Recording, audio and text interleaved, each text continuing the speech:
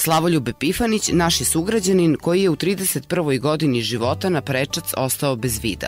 Osvajač mnogobrojnih priznanja u kung fu, među kojima je i najviše odličje u bivšoj Jugoslaviji, nakon teške životne lekcije odlučio je da iz nje izvuče ono najbolje, pouku, i shvati je kao povlasticu, nikako kao kaznu. Tako je nastavio sa onim u čemu je bio najbolji, sportom, kako bi pre svega sebi dokazao da ume da živi život sa svim preprekama i izazovima koje on sa sobom nosi. Kada je oslepeo, nastavio je da trenira ninđicu, zatim atletiku, plivanje, tako stigao i do planinarenja, a sada je pred njim nova avantura, put belog štapa. On će sa svojim saputnikom Aleksandrom Solomunom sredinom avgusta krenuti put Londona isključivo stopirajući. O motivu da se upusti u ovo nesvakidašnje putovanje, o svom životu nakon prekretnice kada je oslepeo, o poruci koju želi da pošalje pre svega sebi, ali i svima drugima, priča za Summerhill ovog petka na talasima Radio Zrenjanina.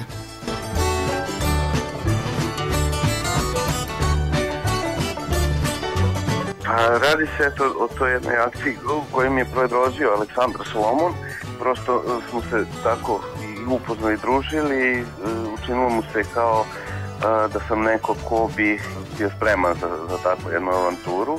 A meni je prosto onako skroz interesantno zvučala ta priča. Jer jednostavno takvom jednom akcijom mislim da bi prvo sebe onako, da kažem, naterao da se pokrenem još više i da sebi dokažem mnoge druge stvari, a pritom da prosto ako na neki način može ta cijela priča biti od pomoći bilo kome, da ne možemo očekivati od drugih da nam nešto učine, urade, pomognu i tako dalje, nego isključivo to možemo sami da uradimo. Jednostavno, to mi je nekako ideja vodilja, da prvenstveno kažem sebi, da dokažem neke stvari da mogu da uradim, a pritom i dam neki podstrek ili neku volju drugim ljudima da krenu u životne avanture. Meni je sad, da kažem, najnovija priča to stopiranje, ali bilo šta da je u životu, to mi je neki moto da treba sami da se pokrenem. Pa putovanje kao u svako stopiranje, znači u rancu imate one neophodne stvari koje su vam potrebne za put, stanete na put i palati stopirate do nekog odredišta. Naše odredište je London, ali nekako smo isplanirali da to bude Budimpešta, Beč, Nemačka, Francuska, La Manche pa London.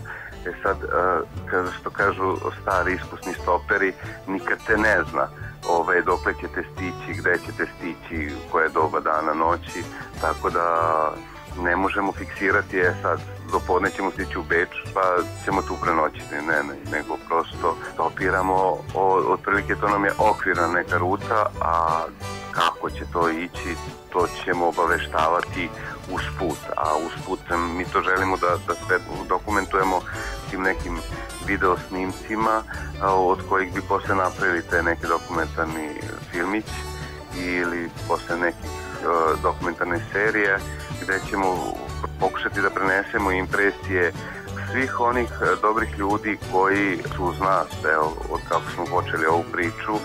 Aleksandar i ja osjećamo da su svi ti ljudi deo cele ove priče i da prosto neko stvarno nije u stanju da to uradi ili iz raznih razloga ne može, ali želimo da prosto to bude jedna šira priča kroz koju će svi prolaze. Ovi što me poznaju se nasmeju i prosto prihvate to, dok ima oni koji su još uvek skeptični, nećeš valjda to uraditi. Međutim, ono što sam, ja kažem, u životu, pogotovo u životu od kako sam oslepeo, sam vrlo dobro shvatio da sve što želim u životu moram da se potrudim za to i nagrada je velika. Meni je jako velika satisfakcija. Isto je tako bilo i sa tim sportovima sa kojima sam, da kažem, onako malo krenuo, prvenstveno radi sebe, svog zdravlja, jer sam slepeo, prosto život je na neki način stao, sve su krenulo za 360 stepeni i sve što sam do juče mogao, tog momenta nisam mogao i onda sam morao da krenem polako od toga da li ću obući naopako neku majicu, da li ću ići u rasparanim čarapama, da li mi je nešto uplekano i tako dalje. I to mi je u početku bilo strahovito strašno, međutim skoncentrisao sam se, prihvatio situaciju kakva jeste i krenuo, pa sam onda naučio i da obučem i čistu majicu i da se obučem i da sam spremim hranu i da odem negde i tako dalje. I onda je, kažem, krenuo taj sport gde sam stvarno želeo malo da aktiviram svoje telo i zbog koordinacije i kondicije, da mi bude i bolje i da se bolje osjećam. Ali kako to biva, ja kažem, krene se sa jednom idejom, a završi se ko zna gde. Nikad se ne zna gde će se završiti. Tako je bilo i sa ninjitsuom.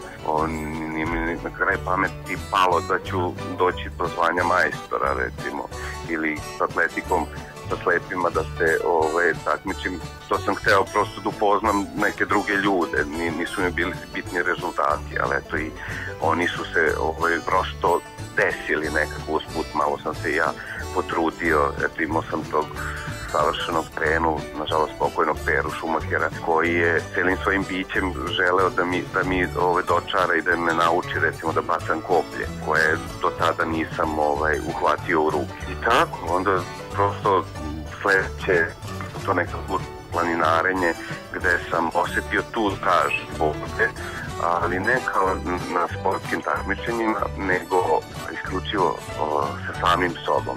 Znači, ja sam taj rtanj, ne znam, fizički jedva izdržao, ali ta satisfakcija kada sam došao do tog vrha i kada sam se vratio dole, to je neko osjećanje koje, ja ne znam koje pero ili koji pisac može dočarati. To je nešto što čovjek može isključivo doživeti i osjetiti onako sam sa sobom. To mi je, da kažem, neko iskustvo da me ova priča još onako daje dodatnu energiju, da prosto ako na bilo koji način mogu da motivišem bilo koga, da li je to osoba sa nekom vrstom invaliditeta ili neko koga, ne znam, mrzi nešto ili tako dalje, da im kroz ovu priču dam tu neku energiju da samo je potrebno da krenu, malo da se potrude i život čini čuda.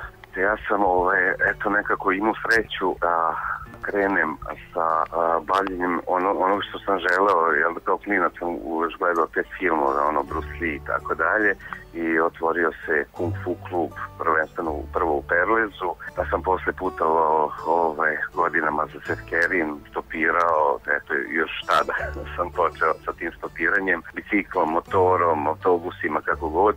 I bio sam, da kažem, jako uporan jer sam u tom Kung Fu našao ne samo fizičko neko treniranje, nego tu sam se, da kažem, prvi put susreo sa nekom vrstom duhovnosti. Jako mi je to prijelo.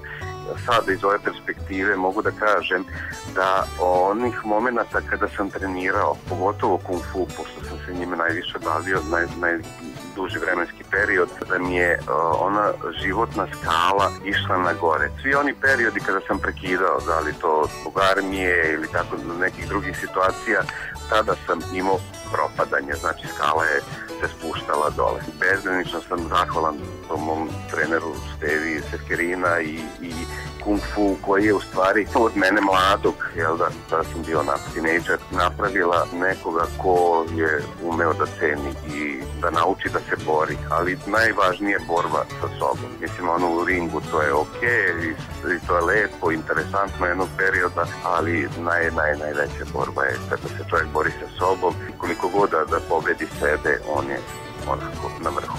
Svašta je tu bilo, kažem, od tih medalja, pehara, mesto proglašavan sam ovde za sportistu ove godine, pa na Savez lepih me isto proglasio jedne godine za najboljeg sportistu godine. Dobio sam nagrade grada Zrenjanina. Ima tih priznanja i ona su onako lepa, kako da kažem, prosto nekako svakom čovjeku prija kada bude nagrađen, ali nekako mi je to u nekom drugom planu, pogotovo od kako imam porodicu, imam decu, meni je nekako najvažnije da svoju decu i svoju porodicu podstičem, ne tako što ću im govoriti to trebaš ovo, ti trebaš ono, nego da svojim primerom da ja uradim nešto i taj moj primer da im služi kao neka pitanje ili već neka smjernica za dalje u životu.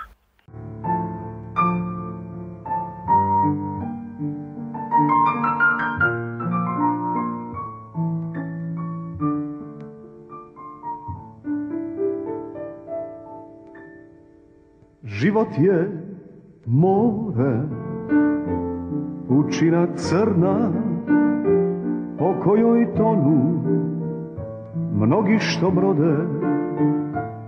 Nije mi srce plašljiva srna, ja se ne bojim velike vode.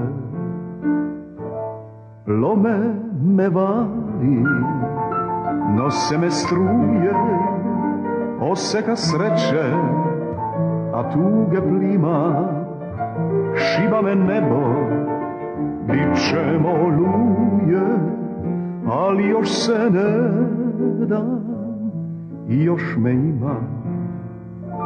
Ujutra rana, plaše me senke minulih dana, sećanja mutna kao u laži, kao u snu. Ipak se borim, ipak se nadam, sve manje letim, sve više padam i sve su jače ruke što me vuku dnu.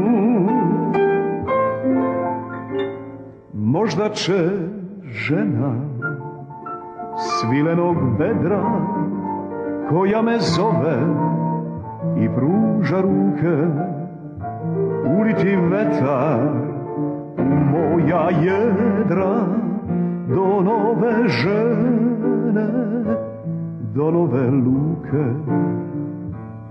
Život je more, život je more.